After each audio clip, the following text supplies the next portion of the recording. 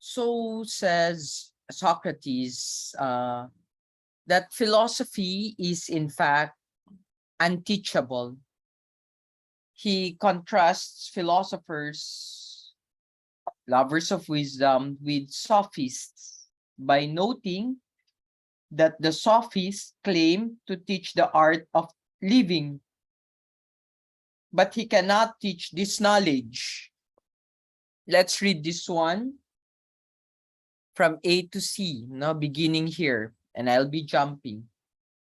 Callias, I said, if your two sons had been born colts or calves, we could engage and pay a knowledgeable supervisor, one of those expert horse breeders or farmers who could turn them into fine and good examples of the proper virtue or excellence.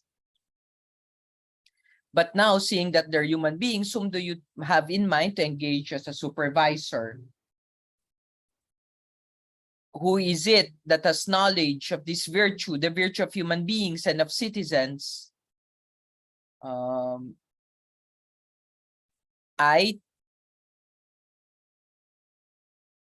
He says, would pride myself and give myself airs. Here, I'm now here, if I have knowledge of those things, but in fact, men of Athens, I do not know them. If wisdom were teachable, wise men like Pericles would have been able to teach it to their sons and make them wise. But Pericles could not, Socrates neither. Socrates uses this argument in the Meno also to argue that virtue cannot be taught. He does this right after arguing that it can be taught because it is knowledge. We always seek what we think is good for us. So when we seek evil, it must be because we think it will be good for us. We think it will make us happy. If we only knew that it is virtue that always makes us truly happy, excellence by that matter, we would always seek excellence and not vice. Both arguments are strong, yet they prove contradictory conclusions, that virtue cannot be taught and that it can. Socrates' teaching does not tell us the answer. That's why the first words of Meno is, can you tell me, Socrates? Indicate that the central point of the dialogue will be the contrast between teaching and telling, between Socrates' method of teaching by questioning and by unveiling us to ask the great hard questions, and telling, which was the sophist method of lecturing, telling us the answers they claim to know. That's also the reason why I ask you to read the Apology, because that has to be distinguished from my mere informing you, telling you what it should be.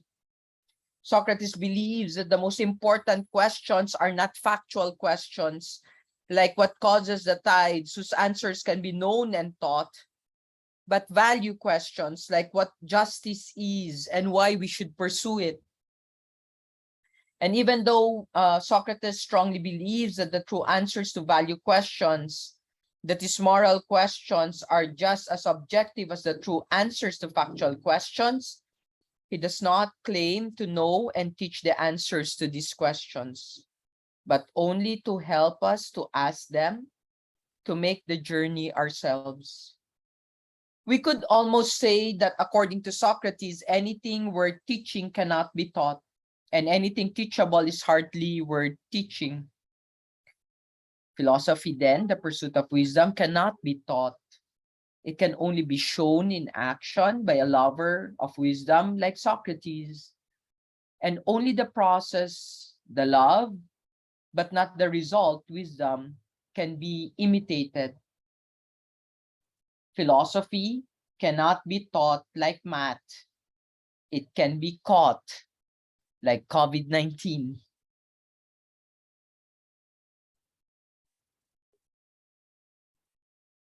Of course, Socrates admits to a kind of wisdom.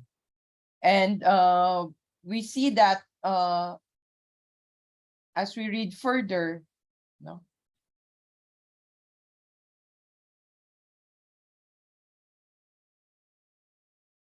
Here, in 20E, you see, men of Athens, I have acquired this reputation because of nothing other than a sort of wisdom.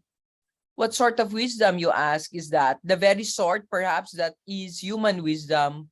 For it may just be that I really do have that sort of wisdom, whereas the people I mentioned just now may perhaps be wise because they possess superhuman wisdom. I don't know what else to call it, since I myself certainly don't possess that knowledge. And whoever says I do is lying and speaking in order to slander me. Psst. Sorry, the cat just entered the house.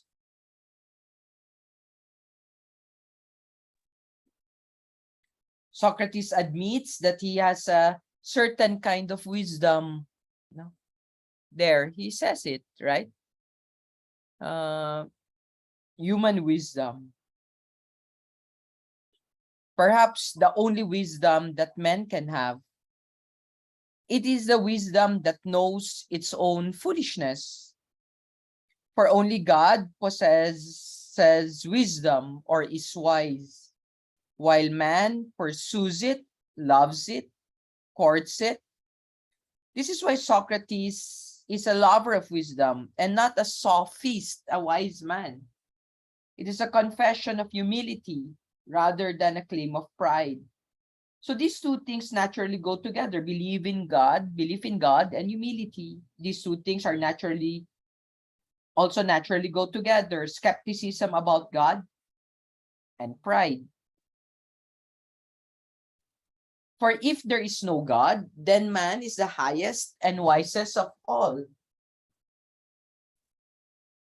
But if there is a God or gods, then human wisdom, now judged by a higher standard, is relatively tiny. However proud and arrogant some religious believers may have been, humility is inherent in the very logic of religious beliefs. And however humble some unbelievers may have been, lack of humility is inherent in the very logic of unbelief. So no one saw this connection between humility and belief more clearly than philosophy's most passionate atheist, Nietzsche. If there is no God, no eternal mind, he reasoned, then there is no eternal truth. Truth is only God without a face.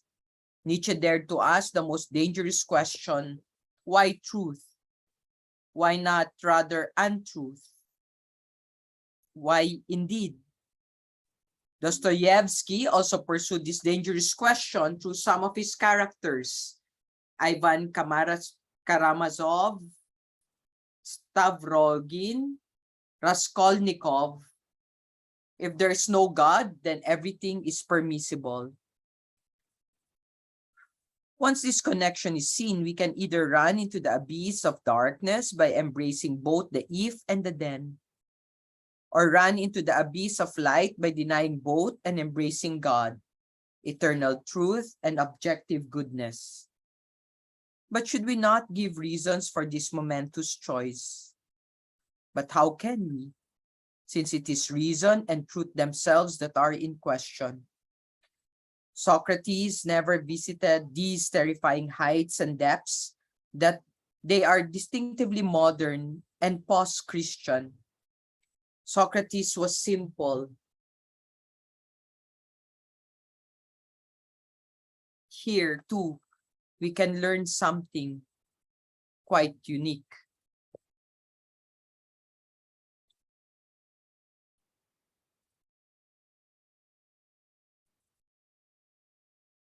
That's why he would say, when people ask him here, what is your occupation? This is basically what he will tell them. So what gets Socrates into trouble, obviously, is his humility. By his ordinary standards, he is fanatically humble. And this implicitly insults the rest of the world, showing up it up as proud and even foolish. After claiming has no knowledge to teach, he says, but Socrates, what then is your occupation? What has given rise to these slanders against you? Surely if you were in fact occupied with something out of the ordinary, if you were doing something different from the most people, all this rumor and talk would have not arisen. Tell us then, what is it that we don't judge you hastily? These are fair questions, I think he says, for the speaker to ask, and I'll try to show to you just what it is that has brought me to this slanderous reputation. To philosophize is not to accept what we're used to. It's actually to be dissatisfied with the normal, to seek more, like an Ignatian Magis. But the very search puts the normal, the ordinary, into question. The passage, of course, about God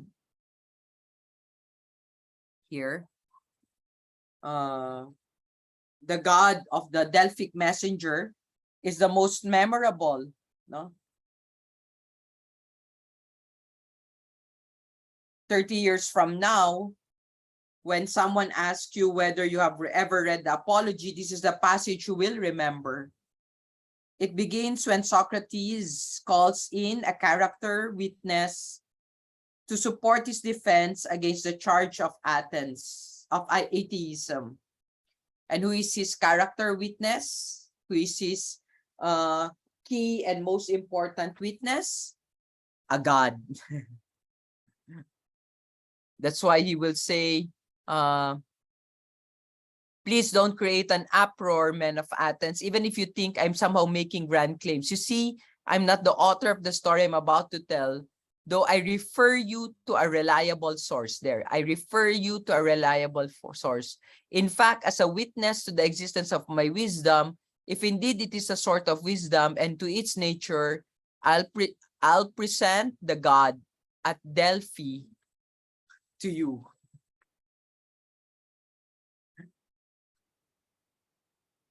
Of course, not directly as if God will take Apollo will take the stand, no? But through a chain of witnesses. We, like Athenians, receive from Socrates what Socrates received from his friend Chaerephon, from his friend Chaerephon's brother, who received it from Chaerephon, now deceased, who received it from the priests of the messenger, who received it from the Sibyl, the prophetess, who supposedly received it from the god himself, Apollo. Religion always involves faith, a faith in the intermediaries, thus faith in humans as well as in God. So when Socrates says that what he's gonna tell us is not his word, but one that has been drawn from a higher authority, that's quite interesting. Note the similarity here to Jesus's claim to speak only of the word he has received from the Father. John chapter 14, verse 24. And when Socrates refers to this chain of witnesses, note the similarity to the claim of the church to pass down the links of time's chain, what she originally received. Luke chapter 10, verse 16. One can imagine the day Socrates received the God's disturbing word from his friend Chaerephon, who had just returned from pilgrimage to Delphi. Socrates, I got to ask the God a question. I waited for days and then I got lucky. I conversed with the God. You were allowed to ask just one question? Right. So what did you ask? What is the meaning of life? Will I go to heaven? What is virtue?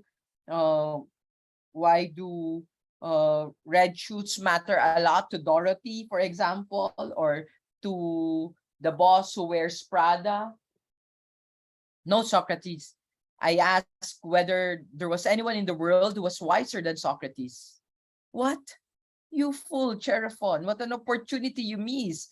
I could have answered that one. You didn't need a god. You may as well have asked him whether the sky is blue.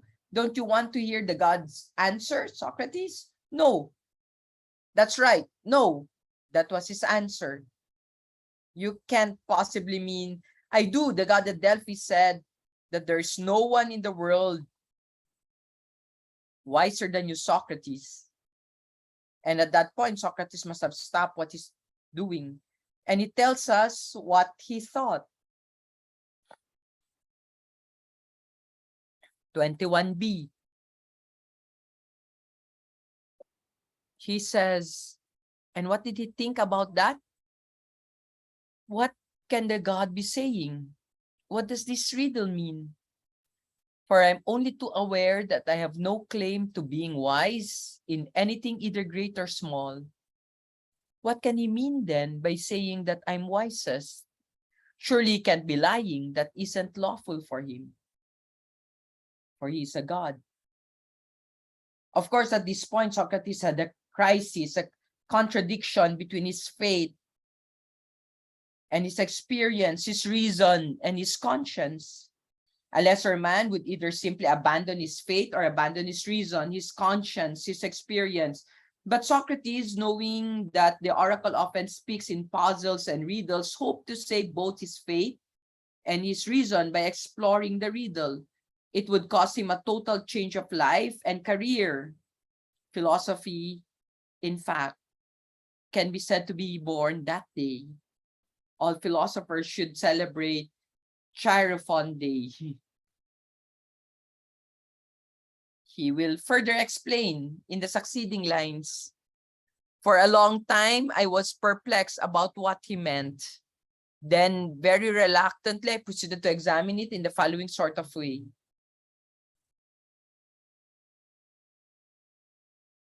I approached one of the people, though thought to be wise, assuming that it is in his company, if anywhere, I could refute the pronouncement and say to the oracle, here's someone wiser than I. Yet you said I was wisest. Socrates hoped to bring this wise man to the oracle then, no? Then hopefully the god would explain the riddle. But Socrates never got to that point because he never found a wise man. What he found instead was the art of cross-examination that tested men's wisdom, the art of the Elenchus.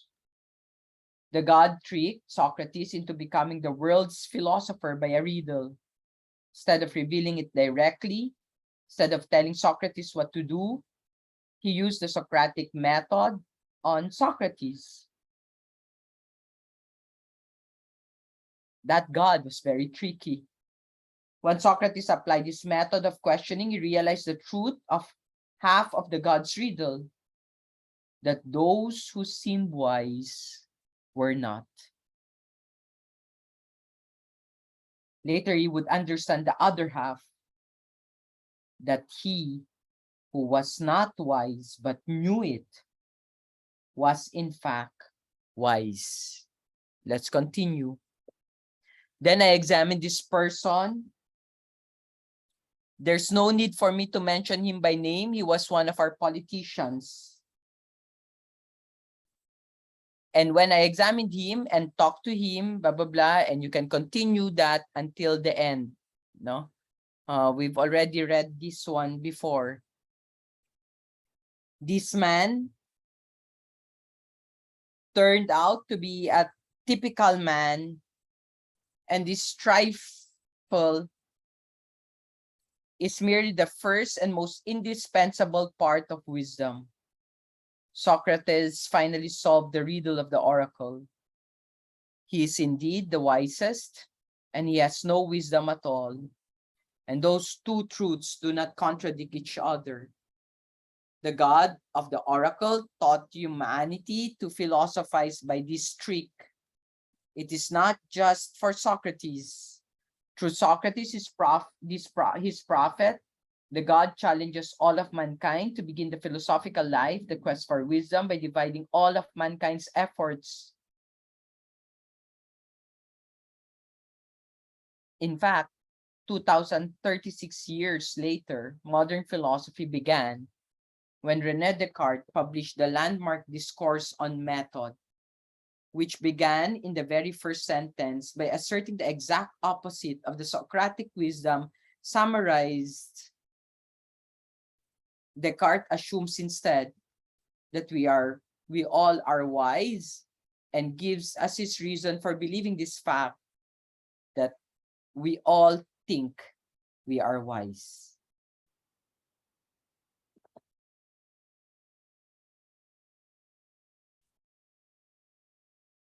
The claim that philosophy is egalitarian may seem to contradict our previous point of Socrates' superior wisdom and his division of humanity into two classes, the wise and the foolish. To say philosophy is egalitarian seems to side with Descartes instead of Socrates. Yet Socrates himself interprets the oracle's riddle that there's no one wiser than Socrates. Here at this point, Socrates will be talking to statesmen, he will be talking to politicians, poets, he will be talking to craftsmen. For your assignment, for this section, please identify who he conversed with in these sections, beginning with the politicians until the craftsmen, and identify his criticism of them. Identify your criticism of them.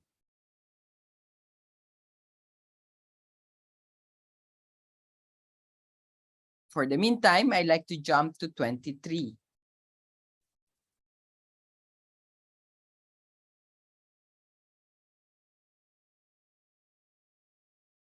Here. From this examination, men of Athens, much hostility has arisen against me of a sort that is harshest and most onerous. This has resulted in many slanders, including the reputation I mentioned of being wise. You see, the people present on each occasion think that I'm wise about the subjects on which I examine others. But in fact, gentlemen, it's pretty certainly the God who is really wise. And by his oracle, he meant that human wisdom is worth little or nothing. And it seems that when he refers to the Socrates here before you and uses my name, he makes me an example, as if he were to say, that one among you is wise as mortal, who, like Socrates, has recognized that he's truly worthless where wisdom's concerned. And you can continue that until B. So here, the love of wisdom plays ground with humility, humus, which means earth. Nothing is more base than earthiness. We all stand on this common ground. We are all humans, not gods, and judged by divine standards. All human wisdom is worth little or nothing, though by human standards, some men seem very wise and considerably wiser than others. But from a mountain top, all men look like ants. From the street level, some look taller than others. I'll go back to this one in a bit. Please follow your assignments. Thank you very much.